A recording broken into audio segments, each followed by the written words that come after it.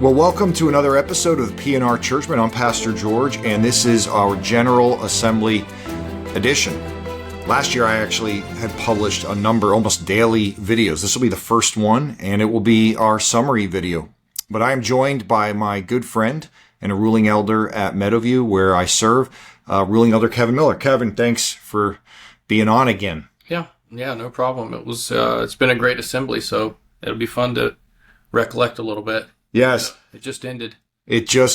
What was fun for me was, Kevin, how many times have you been on the podcast? Two or three, maybe. Yeah, right. But it's been a while. But like people were recognizing you from this very episode that we did a year ago. Yes, I was surprised. I think I know you did that episode. So that's great. Well, that's what we want to do again. We want to do another episode. Last year, I think we had like top 20 things. And we just kept adding to it. This year we have 10 things. But before we do that, what were some general impressions of this assembly for you? What number General GA is this for you? And what were some impressions of this one? So this was just my second GA, and it was a lot of. It is fun. It's a lot of work, but it's a lot of fun. And we brought a total of 6 of us from our church, so that was twice as many as we had last year. We only had 3, so it was fun. Hanging out with fellow ruling elders and, of course, our pastors. And beyond that, we just enjoying fellowship with people that you discuss things with online and getting to meet in person and sharing time together and then doing the work of the assembly. It's like I said, it's a lot of work, but it's joy. Yes. Yeah. What'd you think from last year to this year with like the overall feeling of the assembly? Last year, of course, was our 50th anniversary, so that might be hard to judge against. That's for your first GA. Yeah, there was definitely a lot of extra celebration last year that didn't happen this year in the assembly itself, commemorating the 50th. But beyond that, it's still a joyful time. It's great singing and worship together, as well as doing the business. And there was less. As far as the business is concerned, I would say overall there was less contentious items than there were last year, less hotly debated items. There were a few this year, but not as many, I think, as last year. And sitting in on overtures last year and to this year, it seemed like they went through it quickly. Like I said, there were 1 or 2 topics they debated pretty heavily, but I don't remember when they finished, but it was well ahead of schedule. I remember your observation last year having sat in on the Overtures Committee. So Overtures Committee meets Monday and Tuesday. I guess they'd meet Wednesday if they had to. But basically, before the assembly starts, they have to do all their work. And I just remember for you, it was like, man, that's just such a great place to get acquainted with what we're going to be debating at the assembly. Did you find that again this second year? Oh, yes. That is incredibly helpful, especially being a newer elder and just my second GA, sitting in there, seeing how things are debated, how things change. So we receive all these overtures ahead of the assembly and we can read it, and it's good to do that. But just know, coming out of overtures, it's going to look different. And sometimes they amend it, sometimes they strike a bunch of stuff from it. And so it's helpful to sit in there so that when you come to the assembly, you're not just coming in cold, hearing all these arguments for the first time. No doubt some debate gets repeated on the assembly floor that was made in the floor of the Overtures Committee, but it's helpful to be there if possible. There's other obligations. I was on the M&A Committee of Commissioners this year, so my time in there took me away from Overtures for a while, but even still, the time I could spend in there is very helpful in preparing yourself to come and vote on the assembly floor. Yes. One thing I noticed about what you said about how they change, they can change so drastically that if you hear the Overtures Committee passed overture whatever number, like I remember one gentleman was really upset he heard that until I explained to him, no, they changed it so dramatically that, and then when I explained to him, and basically what it was originally an overture, we'll talk about it later, that was going to make something constitutional and put it in the BCO, and it was changed to just a recommendation from the assembly, in which case it's hard to argue against the recommendation, but not wanting it in the BCO actually stirred up some emotions. So definitely helps to understand how we got to where we are. That particular one was an overture that was paragraphs long that became maybe a single sentence, or maybe two sentences. So, of course, it has to, you can't amend an overture to address a totally different topic. Mm-hmm. But so it still addressed the same topic, but in a very different way than what it started out. Right. So the other thing before we get into this is, man, Richmond has been gorgeous, hasn't it? Oh, and our weather has been just spectacular, although I've been told that it's atypical for Richmond this time of year, but we couldn't have asked for better weather. I mean, I haven't looked at the weather, so I don't even know exactly what the temperature's been, but it's comfortable. That's all that I know. Yes. Yeah. I mean, like a couple of evenings we were a little chilly, or at least I was. We'd come out of a cold assembly hall and outside, and it was like kind of chilly, which is amazing for mid-June. So Richmond's been a beautiful city. I tried to whitewater kayak and I failed at it. I couldn't find. Basically, I had to put my kayak in the middle of the woods, and then I would pop out somewhere on the river, a couple miles down the river, and it just it didn't work out for me. But the James River is gorgeous. The accommodations are really great. I understand people are sort of spread out over the city, but I haven't heard anybody complain about that. The walking is pretty easy, and then the shuttles were fine. And then I've only been to 4 General Assemblies, and that'll surprise some people, the last 4 in a row. But I think the accommodations, all of the rooms had everything that they needed from my perspective. They had plenty of room for guests like the Overtures Committee. There was plenty of extra seats for people to watch. And so I've just been very pleased overall. So kudos to the administrative committee. And then I'll just say the city itself is beautiful. It's a mix of new and old as far as the architecture and the construction. And so it's a neat city to explore. And we've been lots of different places downtown in the last few days. So I've enjoyed that. Yes. And thank you to the host committee. I had interviewed some of them on this podcast a few months ago, but a lot of work went into it. The volunteers were awesome. Super helpful because the convention site was so big, and it was in multiple buildings with different kind of like second story bridges to get from one building to the other. And they just got us where we needed to be. And so just very happy overall with all that. Yeah, absolutely. I mean, the hotel that we stayed in, you could actually get to the assembly building without even going outside if you took skywalks and made it all the way over there. Yes. But, I know others that stayed close, within, a lot of hotels within a mile or so of here, walking distance for quite a few of them. So I haven't heard complaints about accommodations. No, not at all. Well, let's jump into this. And the first item that we're going to talk about, actually, I'll call it the prelude to the top 10 list, because the truth is we actually have 12 items on the list. So there will be a prelude and then a bonus at the end. But the first one was the election of the moderator, ruling elder Steve Dowling. And Steve's become a friend, and it was exciting to see him be very humbled by that. And what did Steve, how do we know Steve? How does the assembly know Steve? Do you remember? Well, last year he was the moderator of the Overtures Committee. That's right. And then therefore the chair to present the Overtures Committee on the floor of the assembly. So he spent a lot of time in front of the assembly last year. And I think he's been on this podcast, has he not? Yes. So viewers would know him from that. But he was great. I mean, he ran, and you said this, unopposed. I don't know if I said that, but yeah. Yeah, he ran unopposed, and I should have done research to see how common that is or if that ever happens. But yeah, he had a good demeanor, and he seemed to be fair, and he brought a little humor here and there. So deadpan humor. I mean, he's a Marine, and I guess like overture. If you can like do the overtures report in years that are very contentious, you almost like earn your stripes to be able to navigate. Yes. And did he get us out of this assembly quicker than Greco last year?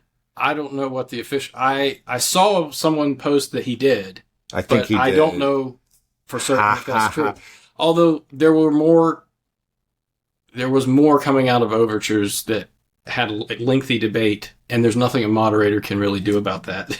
Oh, so look at you shilling for Greco. Although, so the joke was from the beginning that Fred Greco is I don't know if that's even true, but he declares he's the moderator that got us out of GA the earliest. So I do remember last year watching Steve Dowling on overtures and thinking he had an it was almost impossible task. I mean, things were getting amended and changed, and it was almost impossible to keep up. And I just remember he just stayed calm and just made, decisions with a cool head. And it was the same today, this whole week. Really, Yeah. Well, so, Marine. Yes. So great job, Steve. And some fun interchanges between you and Fred Greco. Actually, there was a great interchange between him and Tanker Bob again, just like Tanker Bob last year with Fred. I wonder if maybe I can clip that out and put it in one of these. But anyhow, yeah, good. Just some military chiding back and forth. Yes. Yeah, definitely. All right, we'll jump right in. And there's no particular order here. It's not a top 10 list in regard to like order of importance or excitement. More similar or more about just simply how we hit these things in the assembly. And I guess I'll give another prefatory comment. In this list, we're not really talking about all the agency and permanent committee reports or the stated clerk's report, which were all phenomenal. The denomination is doing, to the glory of God and praise God, it's all him, but really, really good. It's increasing in numbers. All the agencies seem to be just so positive about what's going on in them. And I don't remember any votes that we just took the agency recommendations because and in that, just a great sense of unity around what all these agencies are doing. When I say that, like M&A, MTW, Covenant College, Covenant Seminary, Geneva Benefits, PCA Foundation, Ridgehaven, RUF. Did you say CDM? CDM. Sorry, Stephen. We heard great reports from all those places and a good stated clerk's report actually too. So, these 10 items don't include those that are just foundational to what we do as a denomination. So, what was the first stuff we did after we approved the docket and elected a moderator, Kevin, on Tuesday night? So the overtures that were approved last year, and I believe all of these we discussed last year on this same podcast that we did. So the ones that were approved by at least 2/3 of the presbyteries come back before the assembly again the following year. So this year we're handling overtures that originated last year.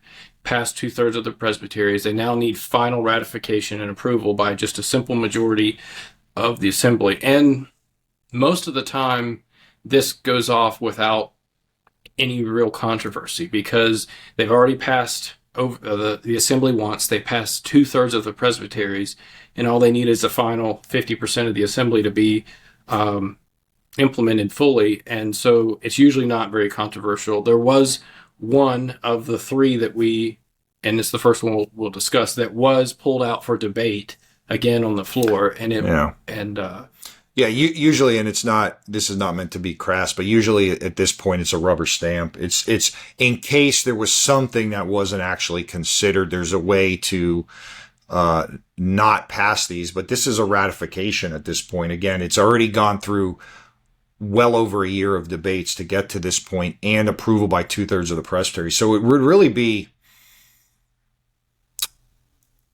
I want to be careful what I say. I won't say what's in my mind, but it would feel wrong to not approve it now after 2/3 of the presbyteries approved it and after last year's General Assembly approved it. And so usually these go off without a hitch, but they did pull item 1 out, which was regarding the titling of unordained people. I'm not sure that's officially what it was called, but tell us about that as I try to pull it off. We'll just explain what you said about pulling an item out. So items that typically aren't controversial, they will pass either what they consider engross or an omnibus, meaning they group a whole bunch of non-controversial items and vote on them all at once. And that's typically, I believe, how they do these last final votes on these amendments. And so to pull one out, all it takes is one person of the whole assembly, and we had, I believe, over 2,000 commissioners this year. All it takes is one person to say, I want to talk about this one item separately. And so someone did that with this vote on the titles for officers. And so this is a very narrow overture, and it addresses the use of the titles pastor, elder, and deacon, and who can be referred to them in the church setting by these titles. And already in our BCO, there's language that governs what constitutes these offices, and they are ordained offices of pastor / elder. You'll hear those terms used interchangeably, although there are teaching and ruling elders, but only the teaching elders would we refer to as pastors, and then the deacons is right. A separate office. So here's what it says. It's in BCO 7.3, and there's a second sentence is added to it. But BCO 7.3 says, no one who holds office in the church ought to usurp authority therein or receive official titles of spiritual preeminence, except such as are employed in the Scripture. Furthermore, unordained people shall not be referred to as or given the titles of the ordained offices of pastor / elder or deacon. And it was just the last sentence, I believe, that was added. Yes, right. And so we're trying to protect the titles of calling, again, unordained people pastors or deacons. And unfortunately, this goes on in a number of churches.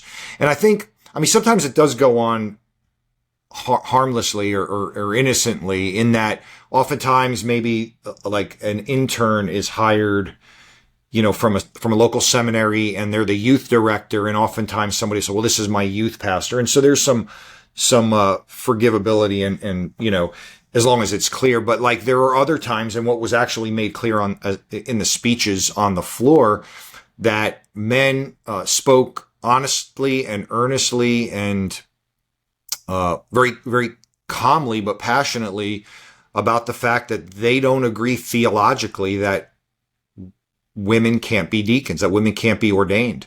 They said that very, very clearly, that theologically they believe ordination should be fine for women as far as deacons. And to that end, they call their women what should be deacon assistants.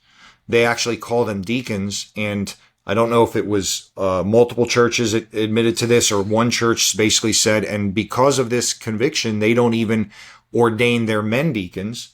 So they have men and women who they install and commission as deacons, but they say, well, they're not ordained. And honestly, I think it was shocking to a lot of us to hear this. It was sad to me, because if you have men serving in the role of deacons and you just say, well, we're not ordaining them, are they really? I mean, technically they're not ordained, but they are. I mean, you're basically, if it walks like a duck and talks like a duck, what do you call it? And then you're calling your women the same thing.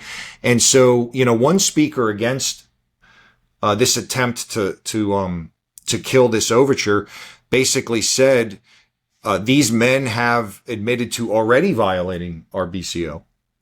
And so it was a confusing moment, wouldn't you say? Or it was, I think, because our BCO is already clear on what these ordained offices are, and that to have this office, you have to be ordained. You can't be just commissioned. I mean, there's a very, very spelled out process, the laying on of hands and everything that goes along with ordination.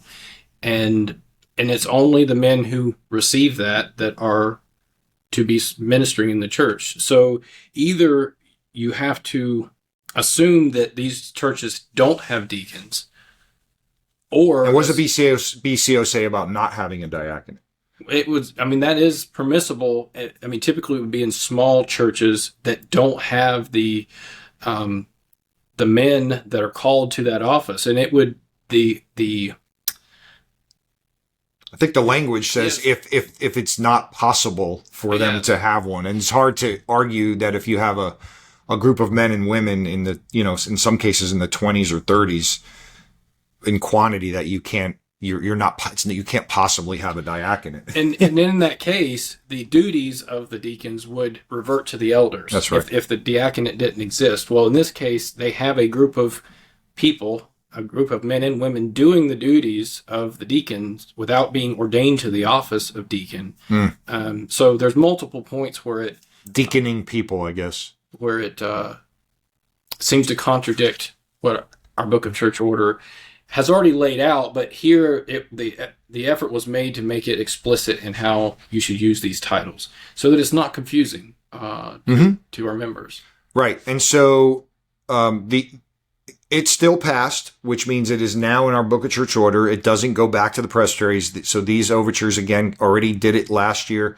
They're ratified now, this one in particular. It passed even with that. And a protest was filed today, which just goes on the record that men don't agree with our decision. But it will be interesting. And what I say here, and I don't say cavalierly or mockingly or anything, but I think prayer is needed. So if you're listening to this, would you pray for the churches that are affected by this, who are going to have hard conversations with their congregation? And would we see repentance and conformity and understanding? And would it be a real blessing then to follow what we believe as a denomination that the Lord says about ordained office? And just to be clear, this is never about keeping women from serving in the church. You know, our BCO has provisions for assistance to the diaconate that is totally permissible, that women can serve in all sorts of ways. This is about the use of the title, the titles that require ordination, which are just pastor, elder, and deacon. And but yeah, I agree. It's hard because some of the speakers on the floor indicated that this, you know, their practice had been going on for decades, I believe. Yeah. So it's going to be difficult. I don't deny that to change the direction after it's been ingrained for that long. Right. But hopefully this will create unity in the denomination, as we will be united around how to refer to officers in churches. Yeah. So the second thing is standards for officers. And this was part of the hotly debated 5 years of, or maybe 6 years of human sexuality overtures and ordained office. This again passed last year's General Assembly. It passed 2/3 of the presbyteries over the course of the last 12 months and came back to be ratified. And there was no discussion. It just passed. And basically it says, and you could read it, Kevin. I'm gonna attempt to pull it up again here. So I won't read it. It affects BCO 8-2 and 9-3, and I will just read the language that was added. I guess if you want more detail on the discussion about this, you can refer to the video from last year's General Assembly. Yes. I don't think we need to go in that because there was no debate. There was no on the debate, floor right, with this. So it seems like there's unity in the denomination regarding this language. But 8-2, the sentence that's added regarding officers, is he should conform to the biblical requirement of chastity and sexual purity in his description of himself and in his convictions, character, and conduct.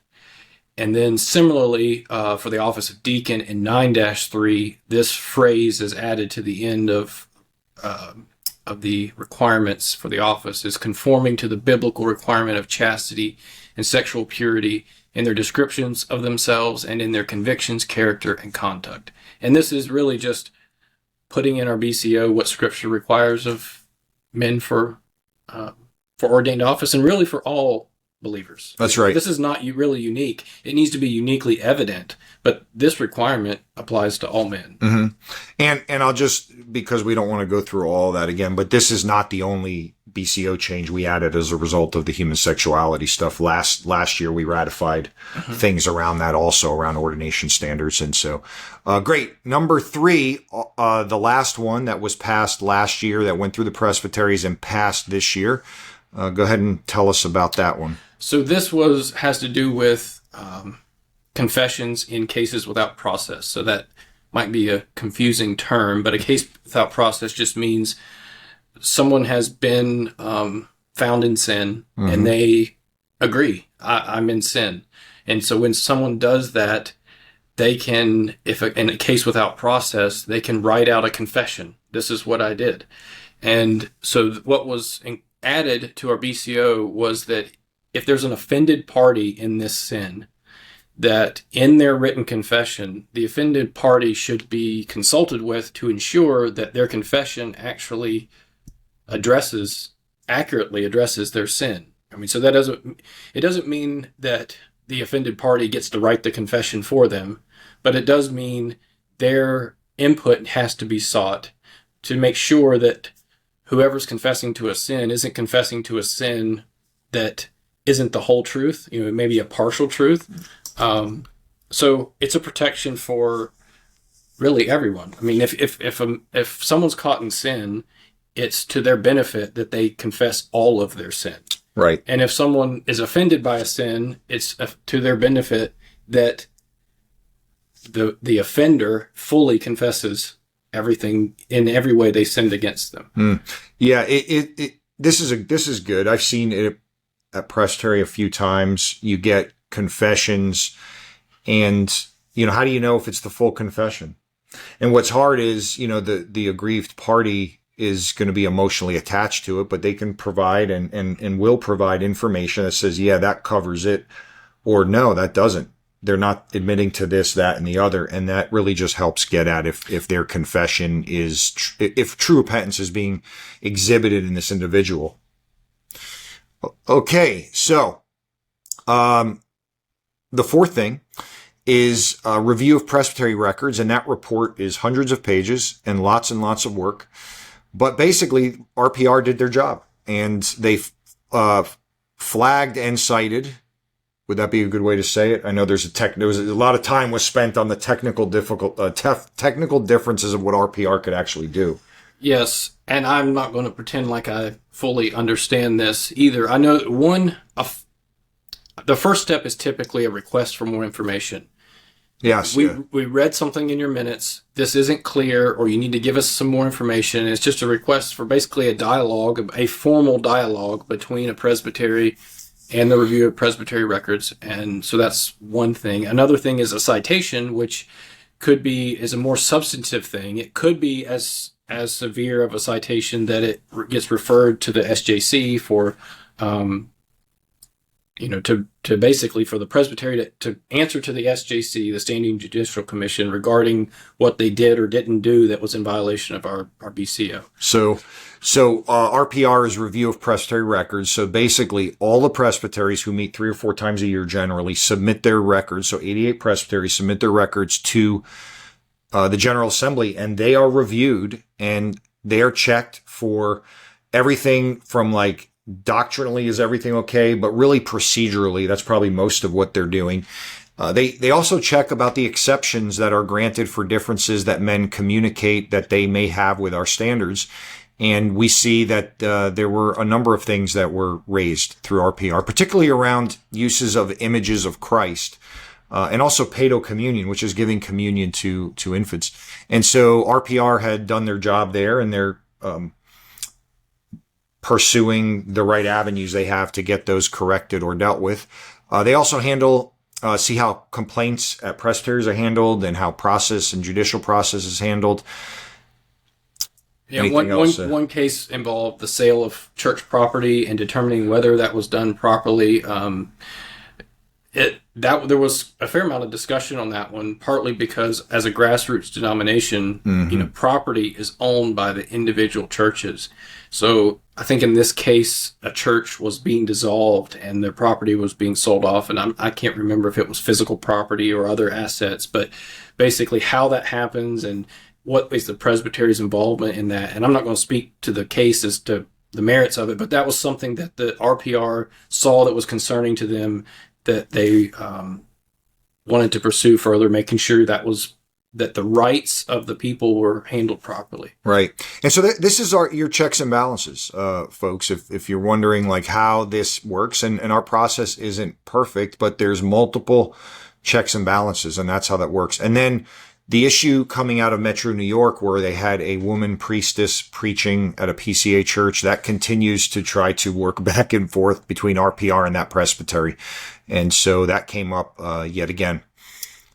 So we'll move on, though. Number 5 is nominations, and I'm going to try to pull that up. Why don't you explain the nominations briefly? So as I pull it up. Nominations, there's a committee that meets ahead of General Assembly called the Nominating Committee, and they consider nominations from the presbyteries for different committees or commissions that throughout the PCA. So it could be, every one of these things that you mentioned earlier that gave reports. So MTW, RUF, and the CCB, which is the Committee on Constitutional Business. There are committees, permanent committees, that help govern and run these organizations. And I mean, some of these, like MTW and M&A, these are multi-million-dollar organizations in and of themselves. So there's a lot of money involved, and there's a lot of decisions to be made. So there's permanent committees, and the permanent committees are made up of teaching and ruling elders throughout the denomination. But how they get placed on those is through the nominating committee. So nominating committee meets ahead of time. They look at the biographies of the different men who are nominated by their presbyteries as potential candidates, and they vote on it. Mm-hmm. And so the nominating committee brings a set of nominations for these vacancies to the assembly and said, we suggest these men for these positions. And in addition to that, on the floor of presbytery, and it has to be submitted in written form. You can't just stand up, and I don't believe you can just stand up and say someone's name at the time, but you can. There's a deadline for submitting nominations during the assembly week in written form that can be voted on the floor. So on the floor of the assembly, you get the recommendation from the nominating committee, and then if there's a floor nomination or a set of floor nominations, I believe they can all come before the assembly to be voted on.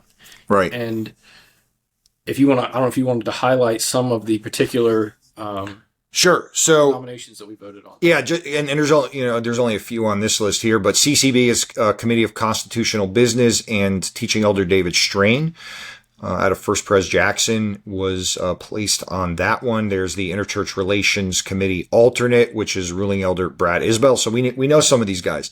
MNA, Mission North America, is TE Nate Sheridan.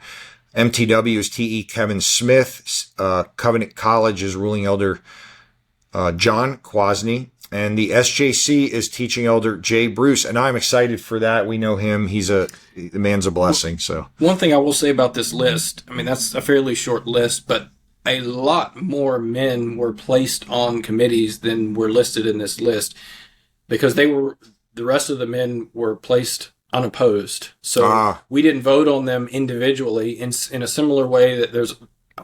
Well, I talked earlier about an omnibus, meaning uncontroversial items get grouped together and all passed at once. We passed the nominating committee's unopposed recommendations, in gross. And so we don't have that list. Oh, so man. A lot more do we have a record of that somewhere? It would be in the nominating committee report. I knew that was too low. So, like, Scott Edberg is on the administrative committee now, I'm pretty sure. And I think Zach Groff is the M&A alternate. Yes, I believe so. I remember hearing those names, but again, we didn't see them. Darn. We didn't see them on the screen on the floor of the assembly because and that's where we got most nobody was brave enough to run against Edberg. That's right. Well, Edberg is built for the AC, so it's cool. We know a lot of these guys. That's great news. Okay, we will move on. So number 6 is the background checks statement. So Overture 17 passed, and that's the one that somebody I saw outside the exhibitor hall pretty discouraged that the BCO, that the Overtures Committee was going to recommend the BCO to make it a requirement that presbyteries do background checks. And this is the very one that that's not what it did. And so just some background on that I can help with a little bit. But like, why wouldn't we want to put in the BCO the requirement to have background checks when background checks probably make a lot of sense? And quite frankly, most churches are doing them already. So what was good? There's some logistical reasons, because the PCA is made up of churches, of course, all throughout the United States, but even in Canada, and even some overseas countries have churches. So what I'm getting at is there's a lot of different jurisdictions that have different requirements regarding background checks that make it logistically difficult to put into our BCO exactly how the background checks. I mean, so it's partly what kind of a check constitutes a background check, who gets to see the background check, how is the privacy of the individual, the individual whose background is being checked, how is their privacy ensured, a lot of different things that make it complicated to put into the BCO. Yeah. And like I said, I did a, a very scientific, actually unofficial Twitter poll. And it was like 90% of the church, at like 300 respondents in the PCA, and like 90% of them do background checks already on, more than just pastors. I mean, it was like volunteers, children's ministry workers, which I think is wise, but there was hesitancy about constitutionalizing something and doing it in such a way that actually may violate certain state and state laws.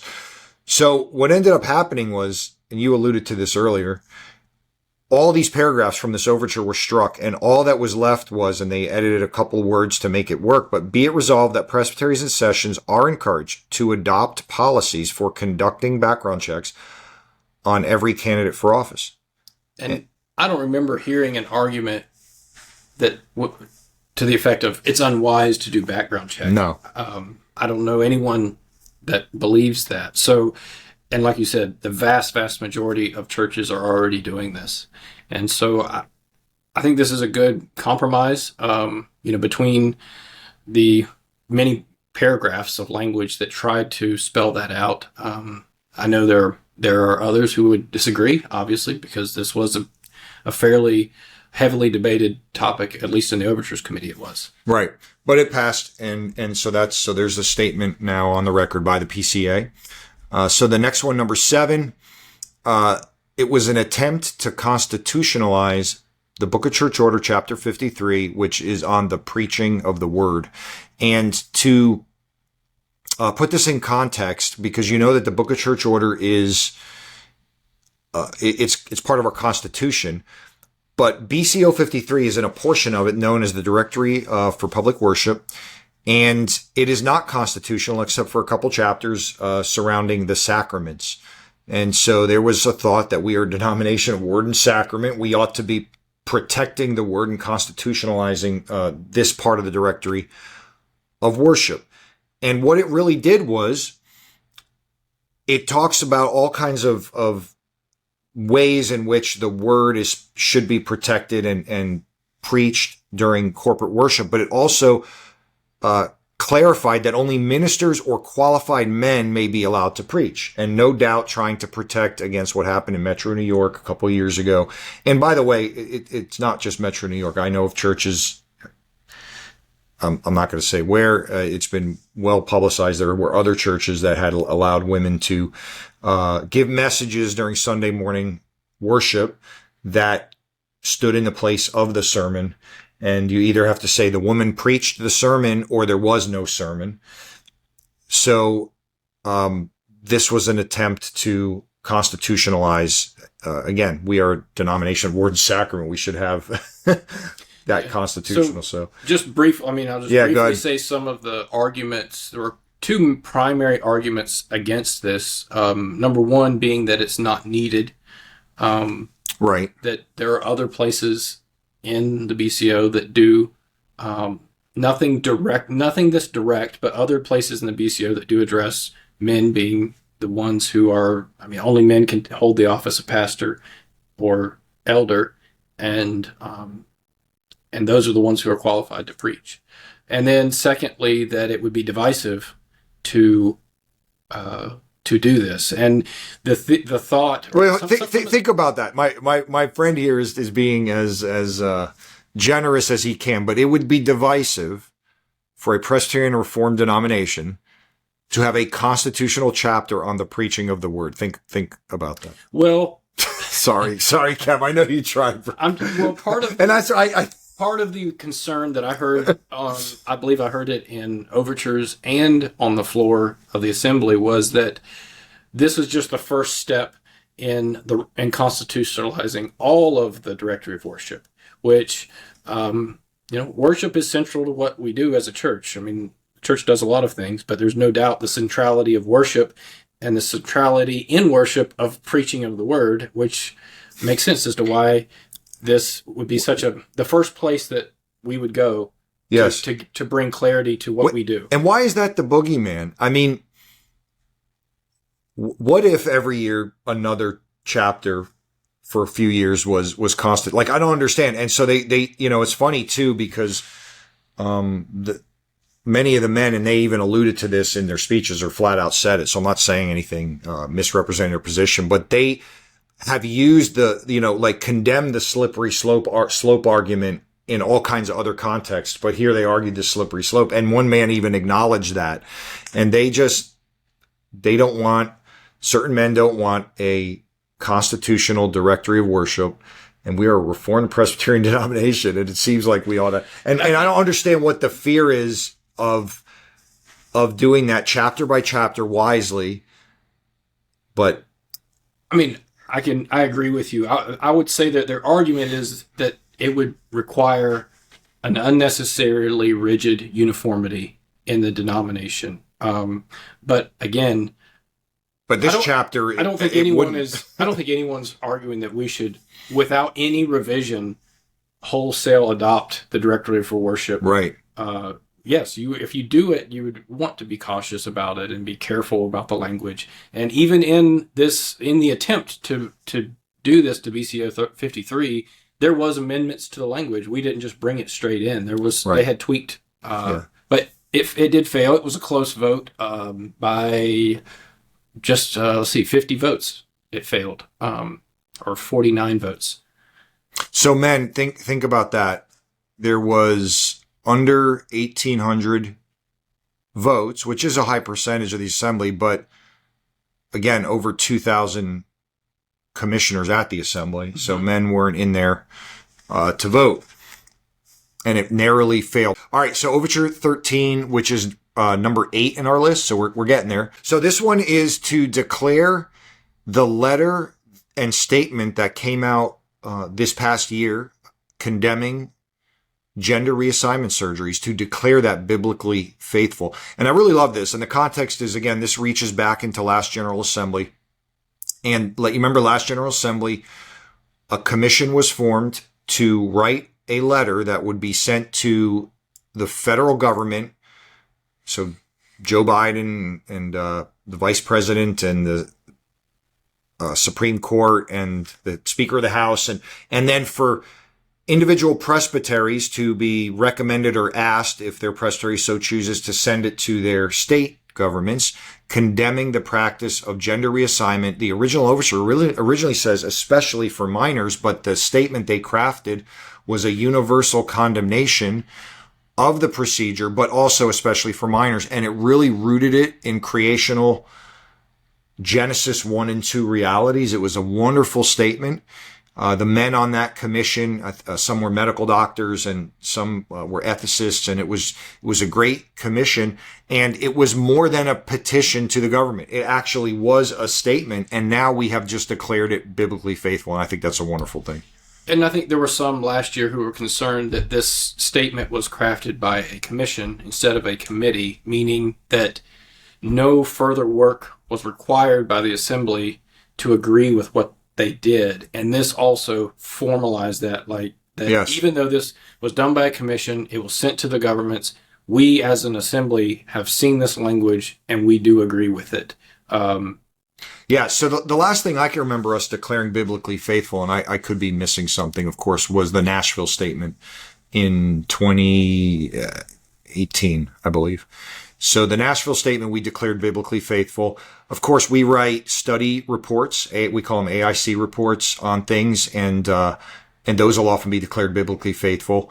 They have no constitutional authority, but this is a statement now that, while it has no constitutional authority, in a sense, becomes the PCA's position on this, although I think people would object to that and say, no, we've just said it was biblically faithful. But the PCA stands for what's biblically faithful. So, okay, number 9. We're getting there. This was Overture 33, and this was hotly debated. It is based on the book Jesus Calling. And this book, Jesus Calling, is apparently the most well-sold Christian book in history besides the Bible. If I remember right, there's a lot of derivations of this book. That's right. So in total, I heard it from on the floor. I can't remember if it was overtures or on the assembly, but it was like north of 40 million copies. Of all the different versions of Jesus Calling. And it has doctrinal issues, to say the least. The author, Sarah Young, purports to have received messages, or writes as if she has received messages. I think it's a rhetorical technique. I'm trying to be as gracious to her as I can. So, but she writes in a devotional style such that she has received these words from Christ, and it trains people to. It almost catechizes them devotionally, though, to kind of view Revelation in that way. And it's written in the first person, so when you read it, you read it as if Christ himself is speaking to you. And of course, she tries to use biblical concepts in the content, but the content is not directly from Scripture. And I can see the danger there in thinking that this is, even subliminally, that this is there's more weight to the words here because they're written as if they're spoken in the first person by Christ.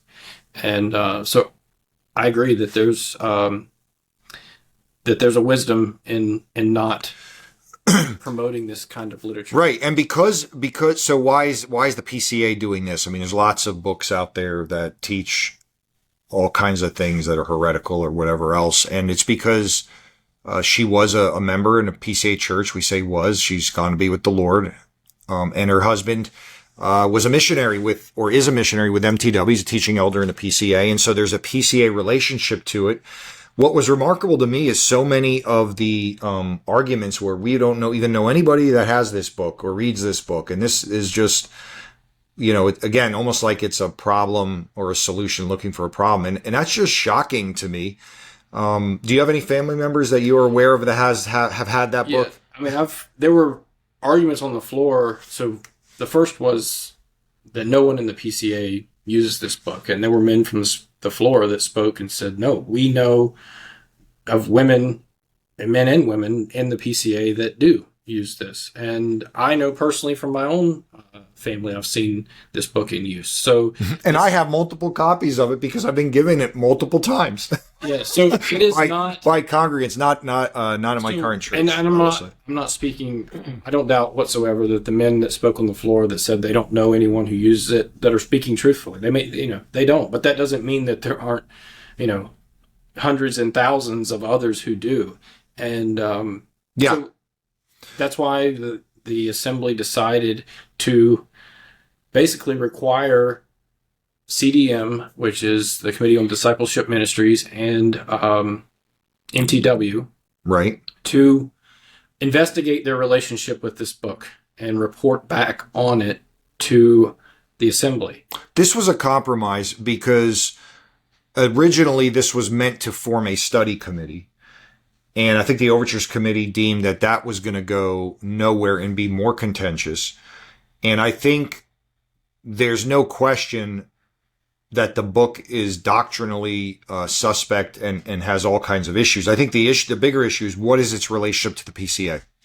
But in addition, they were tasked with assessing the book's appropriateness, and most of the arguments on the floor did not center on men who thought the book was appropriate. They mostly centered on men who thought this is just not needed and the book's not relevant. And there were multiple men, of course, who spoke against that. But there were one or two men who, I believe, agree that the book is appropriate. And that's one of the things that the assembly has tasked CDM and MTW with examining. Well, clearly, because it was a speech in favor of the book, so CDM, which is a committee on discipleship ministries, which produces curriculum. And so it would be fitting to hear from them what their relationship is. And then you're right, examining it, the book itself, and then the mission agency. And I like the wording, this second requirement for what they're tasking them to do, that they're to assess the book's appropriateness with special regard for its doctrine and its method. So it's not just what does the book say and does it comport with Scripture, but is the method that this is being communicated, meaning like the first person, speaking in the first person as Christ. I think that's part of the first thing that's shocking if you read any of this book, you'll notice. And I think that's a good thing to investigate. Well, right. And some people acted like it was an overreach that we would do this to these committees. And I appreciate it. I forget who made a speech. This is what these committees, they exist to serve the denomination. And if we need help with assessing something that is detrimental to our congregants' spiritual growth and understanding of the Lord. So, yes, this passed. Yes, it did. Okay. The vote was, it was it was about a little over 100 vote swing there between pass and fail, but it did. Yeah, 947, 834.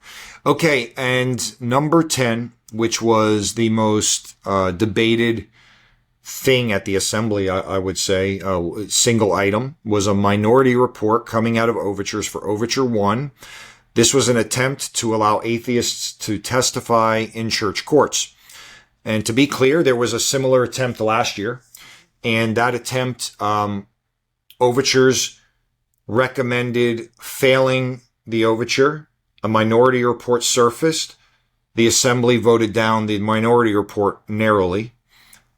A new overture was written. It was actually written twice in the intervening year. We had some discussions about that on this podcast in that time frame.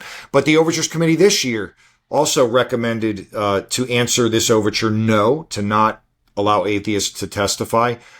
I think there was an attempt to reconsider it in overtures. That failed.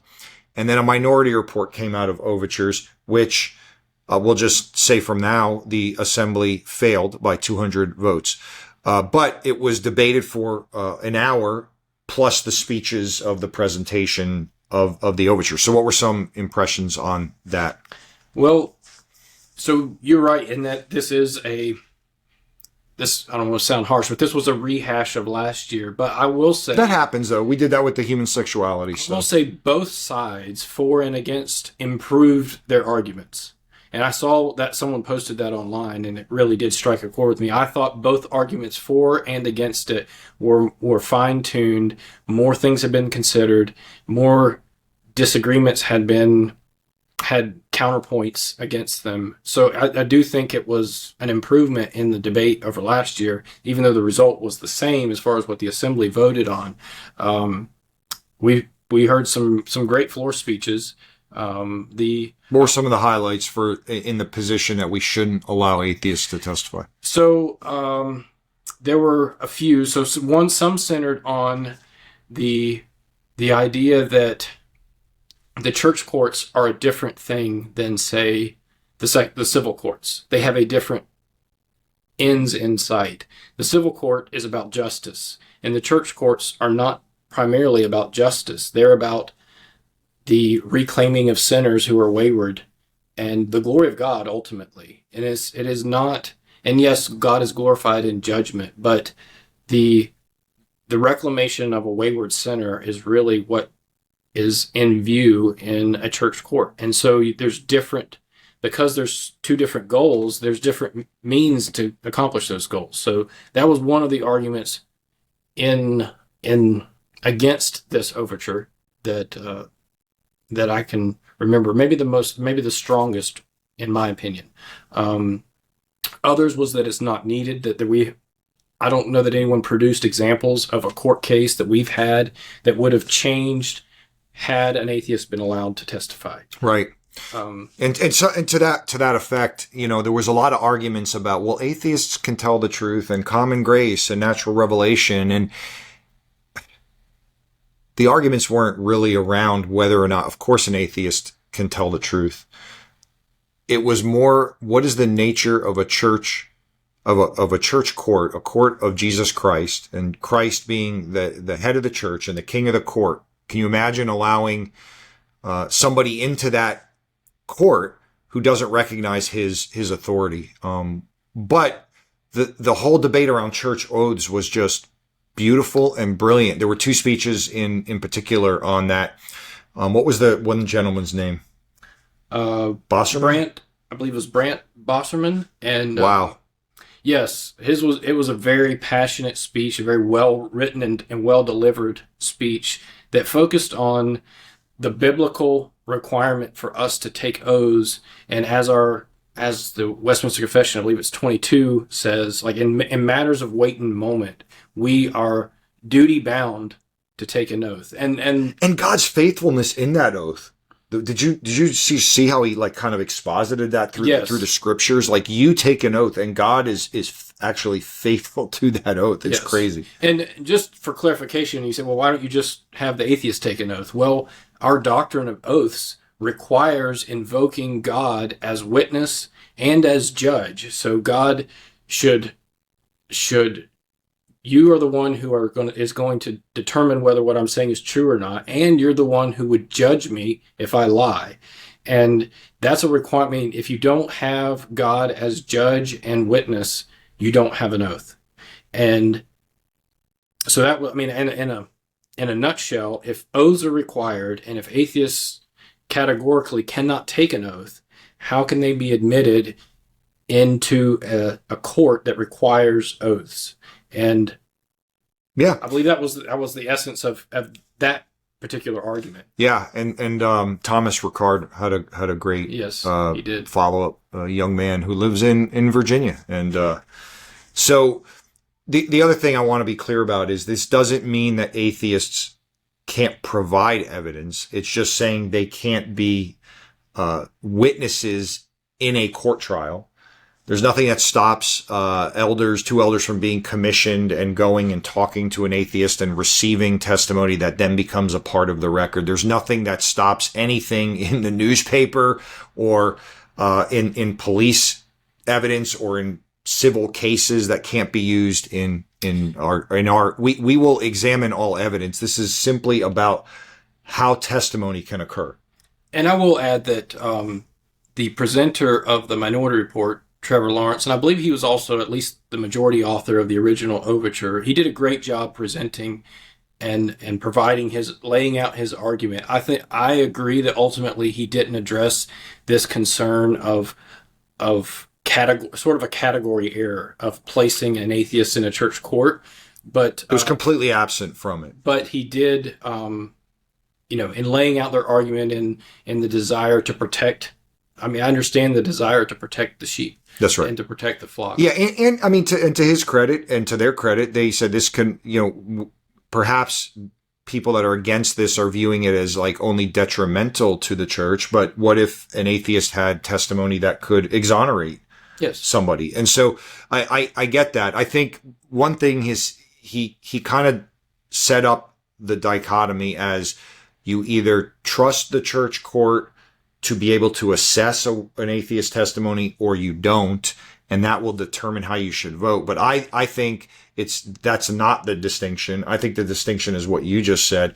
It's what is the nature of a church court and what is the nature of an oath and its importance to a church court, and that becomes the difference. There's a different view of what a court of the Church of Jesus Christ is. And the taking of an oath, I mean, if you in our standards in the confession, and it's not a ceremonial thing that That's you do right. before you give testimony. That's right. There is an actual, you are calling on God. And I can't remember who made this argument. About Jesus? No, it's not concerning a violation of the ninth commandment. Oh. It's a violation of the third commandment about, if I'm not getting my numbers off here, it's not so much concerned The name of the Lord in vain? Yes, it's about not taking the name of the Lord in vain. And so either the atheist doesn't take an oath, or if you want to say you're just playing games with the words, but they are taking an oath, but they're not acknowledging God in doing it, it's a violation of the third commandment. Yeah. Yeah. So that wraps up our 10, the 10 things with the one prelude. And then the bonus is the GRN dinner. There was 1,000 people at the Gospel Reformation Network banquet. It was so big it had to be moved to a dinner instead of a luncheon. And the breakdown, I had the numbers because I serve on the general council of the GRN.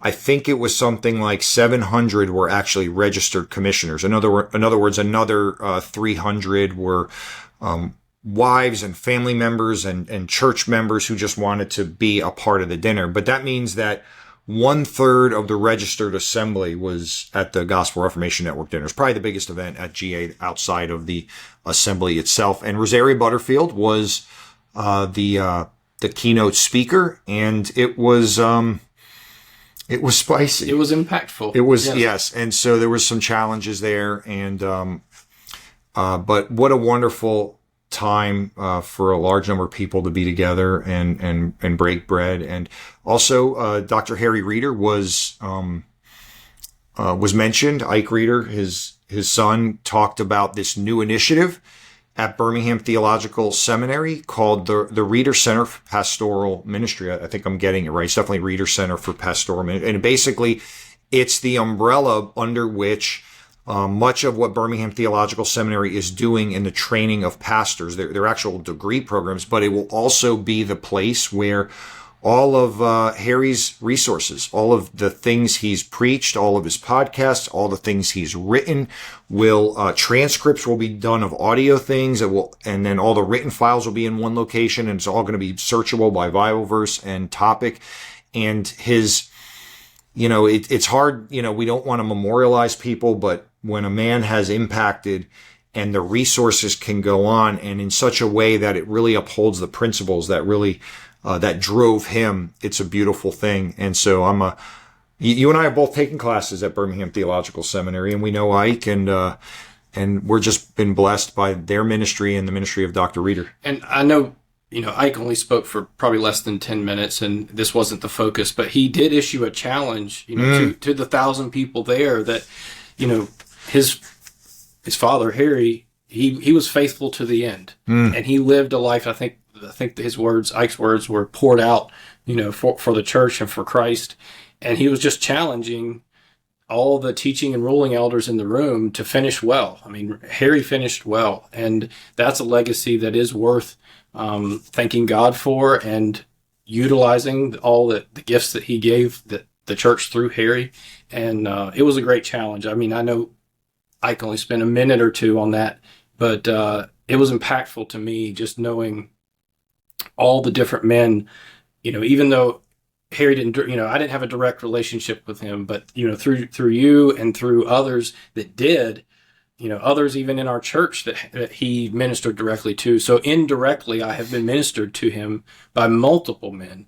And so anyway, it was great. Yeah, that principle of multiplication you can never really get, because yes, there are members of our church that even up in the last few years had called Harry on the phone, and we're in North Carolina, and he spent time with them, and I think like an hour or more. And not even say concerning ministry questions; these just personal struggles. Yes, that's right. He was willing to be in it's just amazing how he had the time and the mental strength to pour into that many different people. And just like you said, it's the principle of multiplication.